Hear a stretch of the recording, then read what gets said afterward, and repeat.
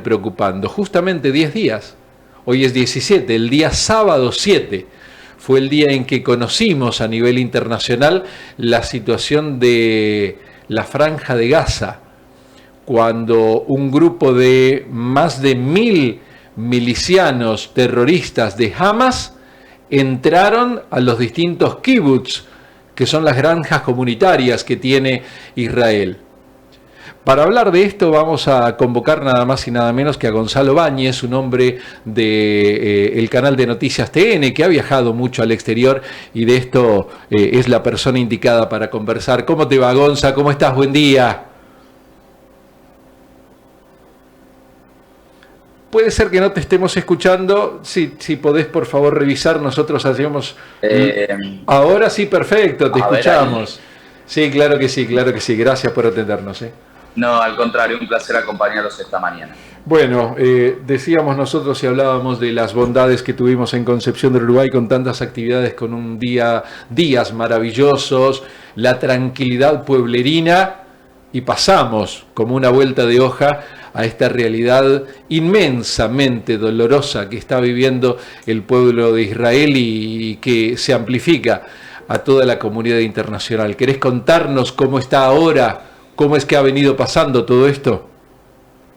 Sí, exactamente. A ver, la situación es dramática de ambas partes, ¿no? En Israel, obviamente, sufrió el peor ataque, inclusive muchos hablan de su segundo holocausto.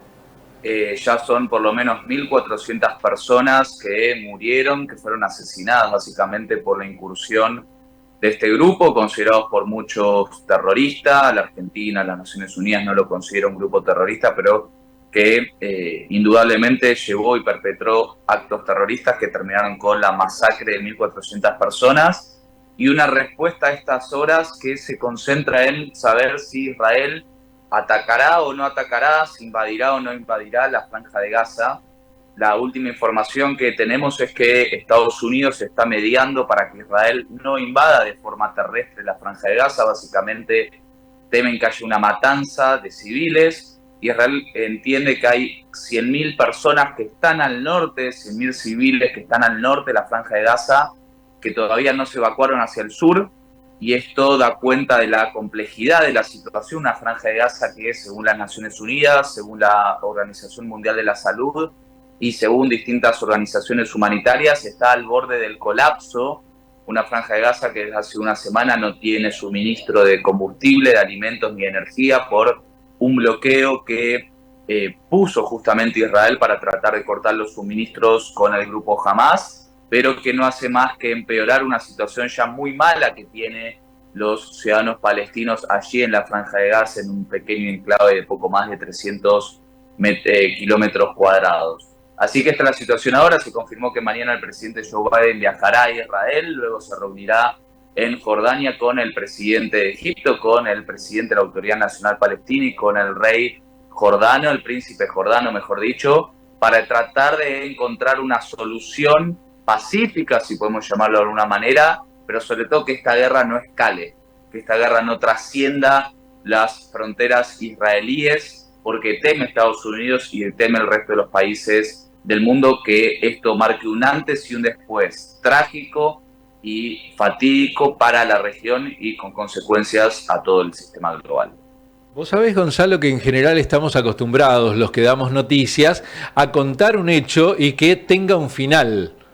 Pero pienso en la última comunicación que tuvimos, que fue internacional, cuando estabas con el equipo de noticias de TN junto a Nelson Castro, al uruguayense Fede Gandolfi, en Ucrania.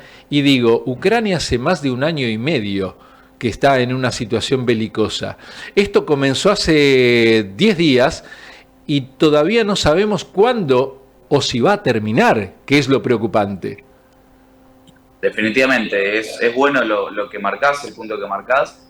A ver, en algún punto también, en primer lugar, la guerra en Israel y la incursión también en Hamas tiene puntos de contacto con la invasión de Rusia a Ucrania. Básicamente, desde la invasión de Rusia a Ucrania volvió a plantear un escenario global totalmente distinto al que conocíamos, con fragilidades mucho más expuestas y con tensiones mucho más expuestas también, con tensiones mucho más al tapete de la cuestión.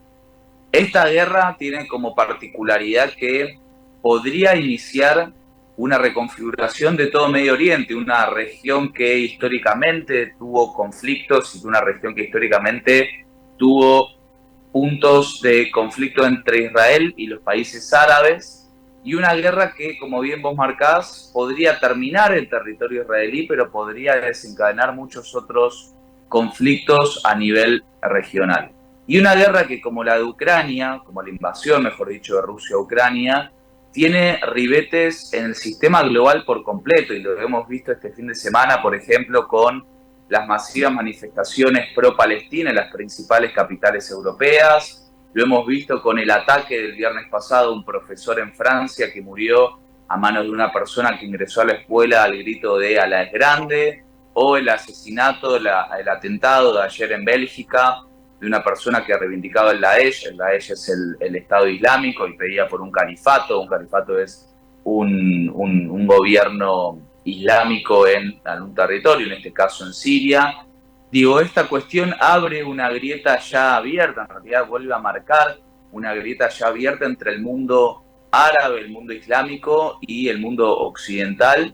Y esto es muy riesgoso, básicamente porque llevar a los extremos hace que esto sea muy riesgoso.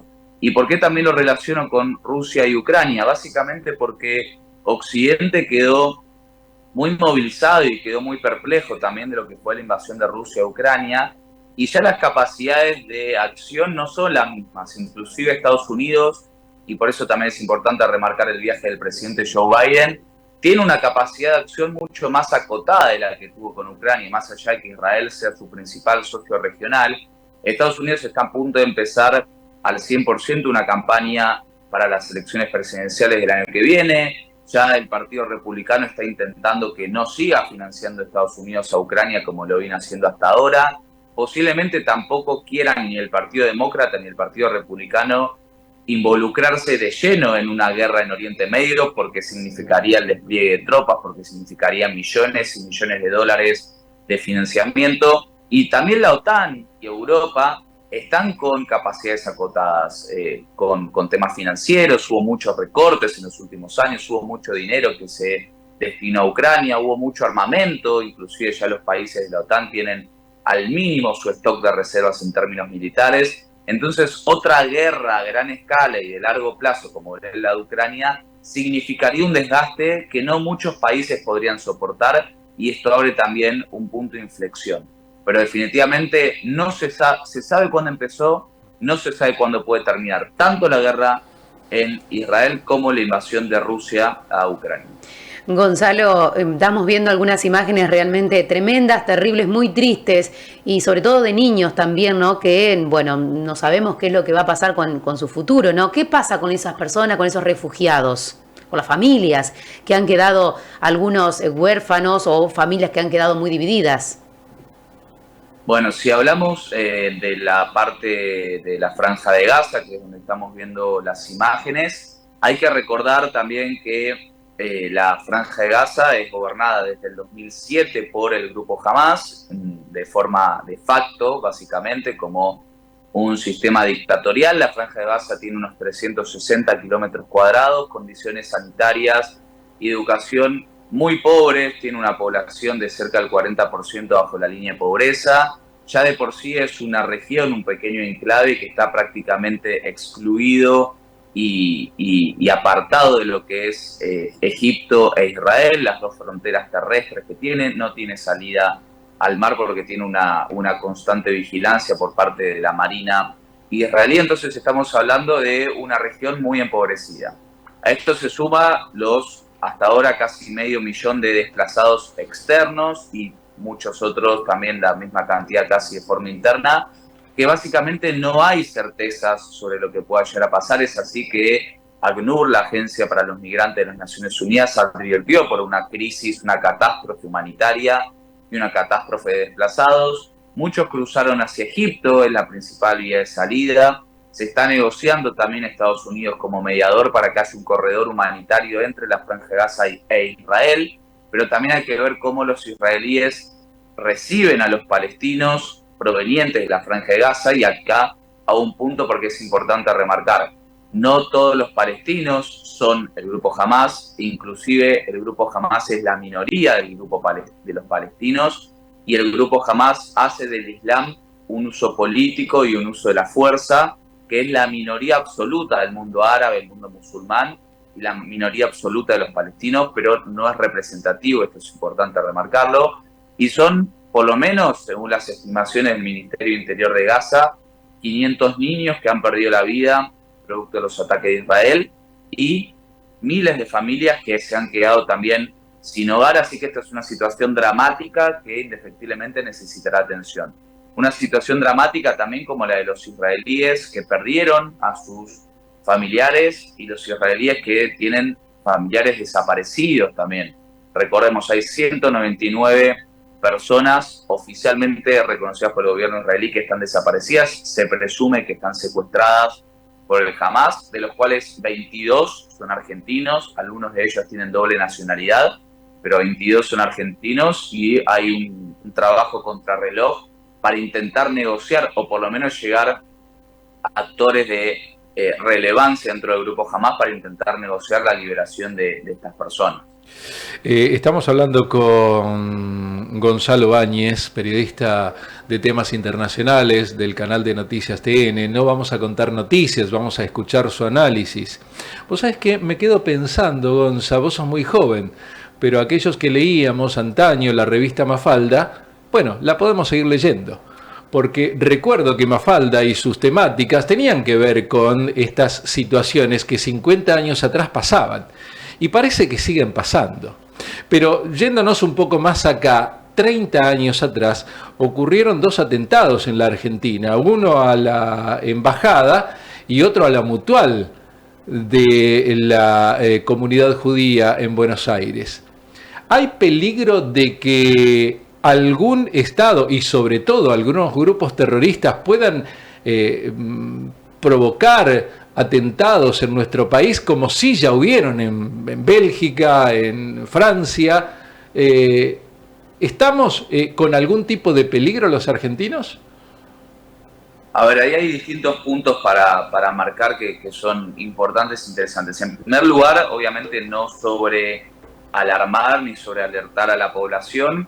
Se extremaron las medidas de seguridad tanto en los centros, en la embajada judía, como en los centros también de redes y de encuentro judío. O sea, también aumentaron los controles en las fronteras de la Argentina, lo que obviamente eso no significa ninguna garantía, pero no hay que obviamente sobrealarmar a la población. Es cierto que cuando se produjeron los atentados en aquellos años, mucho se especuló también con que se habían producido justamente por el acercamiento de nuestro gobierno a Israel y los ataques perpetuados por el grupo Hezbollah, que se presume que fue el Hezbollah, y así lo considera la justicia.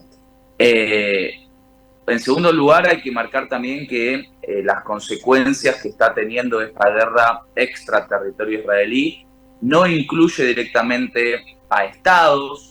Directamente me refiero a que, por ejemplo, el norte de Israel está en enfrentamiento con el Hezbollah y no con el Líbano. Entonces, en muchos casos incluye directamente a agrupaciones o a grupos armados que dependen de estados, o sea, indirectamente hay estados involucrados, pero no directamente.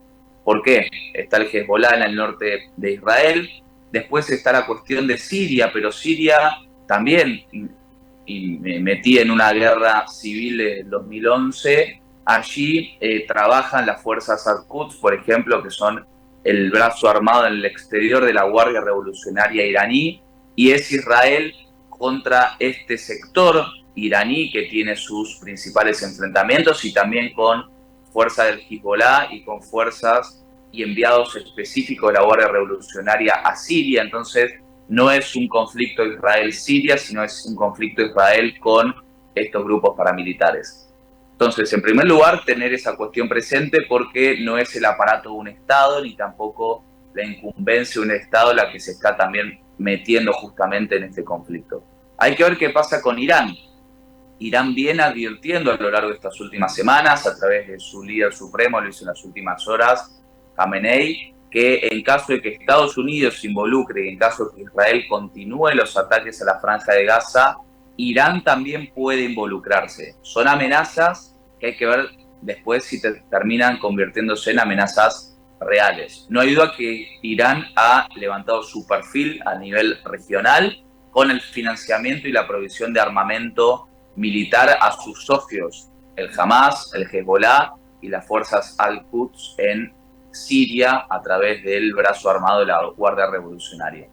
Hasta el momento no hay en la Argentina y en América Latina indicios de que esto puede extenderse con hechos perpetrados por estas agrupaciones. Esperemos que así se mantenga, y lo que se está investigando, lo que sucedió en Francia, lo que sucedió ayer en Bélgica, también justamente se investigan si no son lobos solitarios, como en su momento existieron en Europa, o si forman parte de un entramado más grande. En principio se considera que son justamente extremistas que han quedado sueltos, células que quedaron perdidas en Europa de aquellos años. Recordemos, Bélgica tuvo distintos actos terroristas que han quedado perdidas de aquellos años y que ahora activaron este tipo de atentados, producto de lo que se ha ido difundiendo en las últimas semanas. Ojalá así sea. Gonza, como siempre, el agradecimiento por atendernos. Te mando un abrazo grande. Un placer, aquí estamos para lo que necesiten. Gracias. Gonza Báñez, analista